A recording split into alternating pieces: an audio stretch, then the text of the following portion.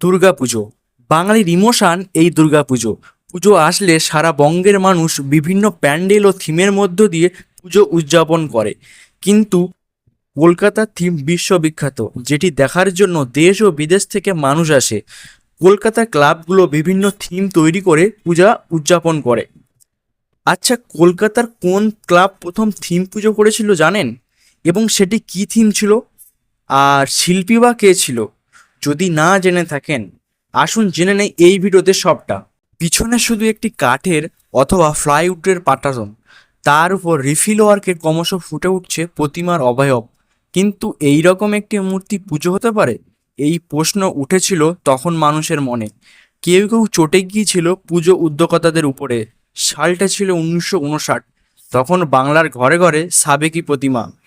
অনেকে মণ্ডপ সাজাতে নানা পরীক্ষা করলেও প্রতিমার সাবেক চেহারা বদলাতে সাহস পাননি। কিন্তু 1959 সালে জগৎ মুখার্জি পার্কের উদ্যোগে দুর্গাপূজায় অশোক গুপ্ত বদলে দিলেন পুরোটাই, এমনকি মূর্তি তৈরি ঘরানা পর্যন্ত। আর এই পরিবর্তন মানতে চাননি অনেকে, এমনকি পুজো বয়কট দেওয়ার ডাক দেওয়া হয়েছিল। কিন্তু শেষ পর্যন্ত মানুষের ভালোবাসায় ও জনপ্রিয়তায় অন্যান্য পুজোগুলি একই পথে হাঁটতে লাগলো। এবার আসি অশোক গুপ্ত কী থিম বানিয়েছিলেন।